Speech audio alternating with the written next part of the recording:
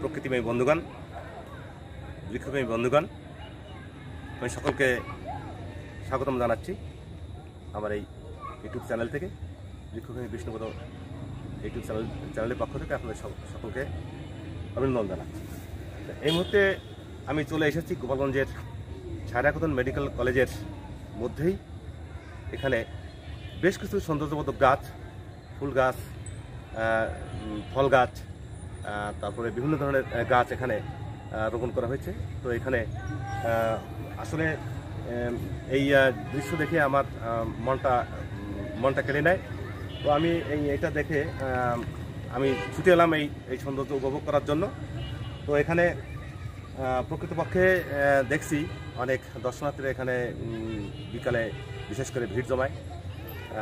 আর এখানে আসলে প্রকৃতির সঙ্গে যে একটা নিবিড় সম্পর্ক সেটা কিন্তু গড়ে ওঠে, মন ভালো থাকে, এটা মনে করি। তো আজকে আপনারা এই যে এখানে যে গাছের মতো যে গাছগুলো দেখছেন, এটা হয়তো অনেকে চিনে থাকবেন। তারপরে আমি একটু বলছি, এটা কিন্তু ছন বললে হয়তো বা অনেকে চিনতে ভুল করবেন বা হয়তো অনেকে চিনবেন না হয়তো বা। তো যে ছন হচ্ছে আমাদের একটি গ্রাম বাংলার ঐতিহ্য। এখানে যে ছন দিয়ে, এই যে ছনটা আপনাদের একটু দেখাচ্ছি, এই ছনের অনেক উপকারিতা আছে, অনেক কাজ আছে। তবে এটা কিন্তু একটা ঘাস জাতীয়, সোজা কথা একটা ঘাস, কিন্তু ঘাস হলেও এর যে একটা গুণাগুণ রয়েছে, একটা উপকারিতা রয়েছে। কী কী কাজ হয় তাই আমি সেই সম্বন্ধে কিছু ধারণা আপনাকে দিব।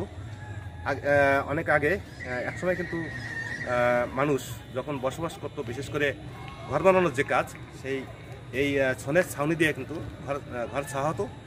তো আজকাল মানে অনেকেই এখন এই ছনকে এক প্রকার ভুলে গেছে বা অনেকে চিনে না।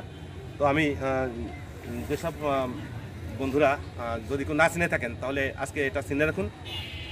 এটা দিয়ে কী হয় সেটা একটু বলছি। শুধু এখানে ঘর ছাওয়া হয় ঠিক এমনটি নয়, এই ছন দিয়ে কিন্তু ঝাড়ু তৈরি করা হয়, এই একটা বিষয়। আর আরেকটা বিষয় হচ্ছে, আপনারা জানেন কি না, এটা শুকিয়ে এটা দিয়ে কিন্তু করা হয়, অর্থাৎ পানে বড় যে পান বাঁধার জন্য যে সুতলি হিসেবে যে বাঁধার জন্য যে কাজটি করা হয়, এটা দিয়ে কিন্তু করা হয়। তো আপনারা দেখতে পাচ্ছেন এখানে একটি এই যে একটি শুকনো ছন আপনারা দেখতে পাচ্ছেন। এটা শুকিয়ে যখন এরকম সাদা হয়ে যাবে, তখন কিন্তু এটা ঠিক এরকম পানে বড় যে এটা খড়ির সঙ্গে এটা বেঁধে দেওয়া হয়। তো এখানে এটা কিন্তু খুবই একটা উপকারী একটা ফসল বলা যায়। তো আপনাদেরকে একটু ঘুরে ঘুরে দেখাবো, দেখুন, অবশ্যই উপভোগ করুন, অবশ্যই আপনারা একটু উপভোগ করুন। এখানে আরও বেশ কিছু ছন এখানে আছে। তো এখানে